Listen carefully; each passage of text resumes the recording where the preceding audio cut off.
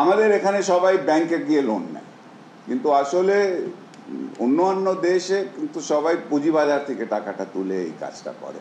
আমি কিন্তু বিশ্বাস করি যে ইনশাল্লাহ চ্যালেঞ্জ আছে, অর্থনীতিতে ডেফিনেটলি চ্যালেঞ্জ আছে, কিন্তু সেটা আমরা মোকাবিলা করতে পারবো। আমরা যে পদক্ষেপগুলি নিচ্ছি সেটাতে আমি কিন্তু মনে করি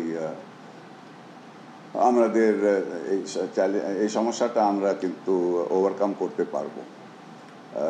দু তিনটা আছে। একটা তো আপনার ডলারটা তো এখন অনেকটা 117 করার পর থেকে তো আমরা দেখতেছি ডলারের যে সংকট ছিল সেটা অনেকটা সলভ হয়েছে, এখন ওই আগের মতন সেই সংকটটা নাই। একটা এখন যেটা সমস্যাটা আছে ইন্টারেস্ট রেট নিয়ে, ইন্টারেস্ট রেট বাড়তেছে, এটা আমরা বাড়াইতেছি আপনার ইনফ্লেশনটাকে নিয়ন্ত্রণ করার জন্যে। তো সেটা দেখতে হবে যে আমাদের ইনফ্লেশন কত দূর আমরা করতে পারি। আর একটা হলো যে আপনার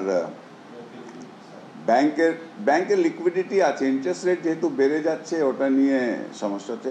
কিন্তু ব্যাংকিং যেটা বলা হচ্ছে, আমি আগেও বলেছি, আমাদের ব্যাংকিং খাতে কিন্তু আমাদের অনেক সংস্কার প্রয়োজন, সেটা এখন করা হচ্ছে।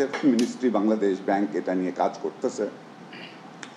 এছাড়া পুঁজিবাজার, আমাদেরকে কিন্তু আমাদের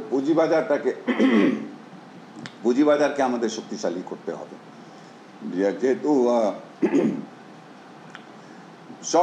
সব অর্থনীতিতে সবগুলি দেশে আপনারা দেখবেন যে নতুন বিনিয়োগ যারা করে অথবা যারা এক্সপ্যানশন করতে চায়, যারা বিএমআরই করতে চায়, আমাদের এখানে সবাই ব্যাংকে গিয়ে লোন নেয়, কিন্তু আসলে অন্যান্য দেশে কিন্তু সবাই পুঁজিবাজার থেকে টাকাটা তুলে এই কাজটা করে। তো আমাদের এখানে এটা পুঁজিবাজারে এখন তো মাননীয় প্রধানমন্ত্রী সেদিন বলেছেন যে অনেকগুলি সরকারি ভালো ভালো কোম্পানি আছে, সেগুলিকে কিন্তু পুঁজিবাজারে লিস্ট করা দরকার। তো এটা নিয়ে আমরা এখন সিকিউরিটি এক্সচেঞ্জ কমিশনও কাজ করতেছে, আমরা বন্ড মার্কেটটা করার জন্যে কাজ হচ্ছে। তো আমি মনে করি যে ইমিডিয়েটলি কিছু আপনার চ্যালেঞ্জ আছে, কিন্তু ইনশাল্লাহ যেভাবে যাচ্ছে, যেভাবে আগাইতেছে, মানে এই চ্যালেঞ্জ সব কিছু থাকার পরেও তো আমাদের 5-6% গ্রোথ হচ্ছে। তো আপনার পৃথিবীতে কয়টা দেশ আছে যেখানে এরকম গ্রোথ হচ্ছে? তো মানে অর্থনীতিটা আছে, চ্যালেঞ্জ ফেস করতেছে।